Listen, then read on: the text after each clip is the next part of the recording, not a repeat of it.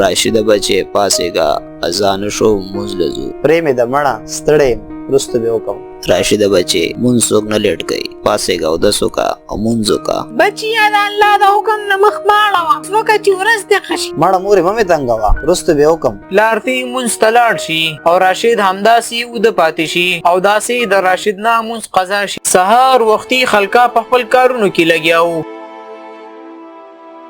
راشده بچې راشه دې کوی نه لاړ لږې اوبه راواله. مورې بل چاته ووایه زه روان یم ملګرو خواته. راشد لاړ شي او مور ته اوبه راوانخلي او پلاری هلته په پټي کې په سورنور کې کار کوي. حاجي صاحب دا غزوی تاسو سره د پټي په کار کې ولې مرسته نه کوي؟ کلیواله ځوان دی، د ځوانۍ په جوش کې دی، وی بشي. حاجي صاحب الله دې په هغه رحمت وکړي، ځوان هلک د ښه اخلاقو بغیر هسې یو لعنت وي. راشد د خپلو ملګرو سره ملاو شي. اے راشد ته دا مونځ ولې نه کې سهار مونځ دې هم قضا کو.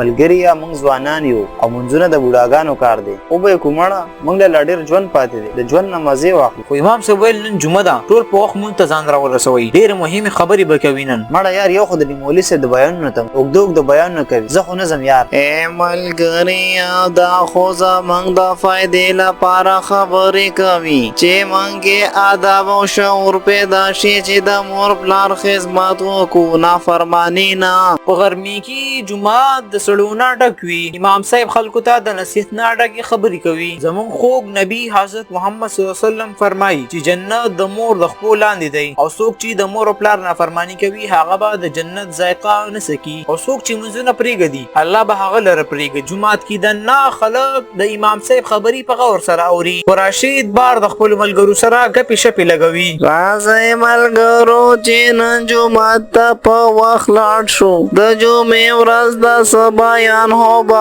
هم واورو. زه خو نه ځم یار، مړه هره جمعه بیان نه اورو. تاسو ته خو لږ شرم پکار دی، مولوي صاحب عزت کوه، مور او پلار عزت هم کوه. مړه یو خو تاسو نه تنګې لراله، هر یو راله د ځانه نصیحتونه شروع کړي. په کور کې یو ځل بیا د راشد پلار د هغه د اصلاح کوشش کوي. بچیه زما خبره ته غوږ شه، په معاشره کې د بد اخلاقه انسان هیڅ حیثیت او عزت نه وي. مړه پلاره زه نه غواړم خپل ژوند په فضول کارونو کې ضایع کم او زه خپله ازاده زندګي تېرول غواړم. بچې تربیت نه بغیر ازادي طبیعي ده، ته به پوه شي وخت به تېر وي، ته لا د ځوانۍ په جوش کې.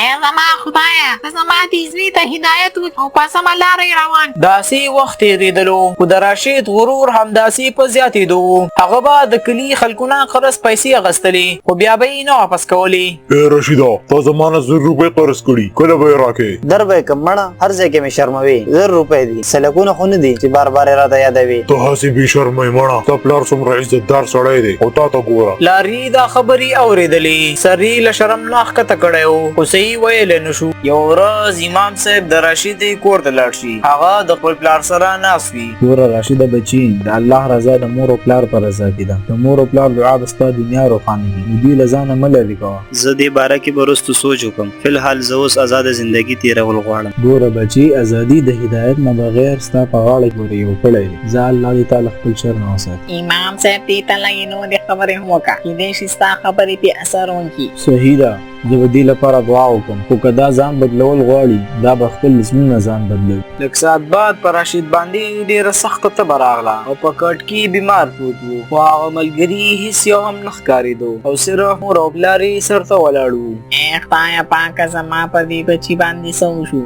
دا خو څه پورې سم و. د دې خو ته به ډېر زیات زه به حکیم راولم. ای خدایه زما دې زوی له روغ صحت ورکړي او نیک عمل او صالح یې کړي. راشده بچې دا د الله تعالی امتحان دی او الله موږ دې لپاره امتحان اخلي چې موږ واپس الله تعالی له وګورو. په بله ورځ راشد ښه شوی وي او کور نه بهر ولاړ وي او ځان سره سوچ کوي چې یو ملګری به یې راشي خو هېڅ یو ملګری ورته را نه شي. دا څه شو دا هلکان یار؟ موږ خو به یو ځای لوبې کولې، اوس یې هم نه ښکاري. بچیه کوم ملګری چې تا د مزد نه لرې کوي هغه ستا په سخته کې هېڅ په کار نه راځي. راشده بچې ستا خیر خوا صرف ستا مور پلار دی. امام صاحب د راشد کور ته بیا راشي او له ځان سره یې د نصیحت ډکې خبرې راوړي. بچیا الله د هیچا توبه هم نه رد کوي. هغه خپل بندګانو ته صبر کوي چې دا بندګان هغه ته واپس وګرځي. خو ما د مور او پلار نافرماني کړې وه او ما منځونه هم پرېښي، ما به الله معاف کړي. بچیا د الله رحم ستا د ګناهونو نه لوی دی هغه معاف کوونکی ذات د خپل مور او پلار نه بخښنه وغواړه الله به دې هم معاف کړي. په هغه شپه راشد یو خوب ویني چې هغه په توره تیاره کې په یو ځنګل کې وي او لار ترې ورکه شوي. چرته یې زما ملګرو راشئ زما مدد وکړئ. په دغه سخت حالت کې د راشد هیڅ یو ملګری هم د راشد مدد لا رانشي خو راشد ته یو طرف نه आवाज راشي. راشده بچی زمون خواله راشه. چیا د منځو د مشرانو د عزت د نه کولو د وجې بېلارې شوی. سهار د راشد زړه بدل شوی وي او د مور او پلار نه بخښنه وغواړي. زه غواړم زه بدل شم او زه به انشاءالله لمونځ هم کوم او ښه انسان به جوړېږم. په بله ورځ د اذان اورېدو سره راشد راپاڅېدلی وي لپاره. ماشاءالله بچې ته خو لمونځ ته په وخت پاڅېدلی. راشد د خپل پلار سره مونځ ته روان شي او دینه بعد د راشد نه یو ښه انسان جوړ شي.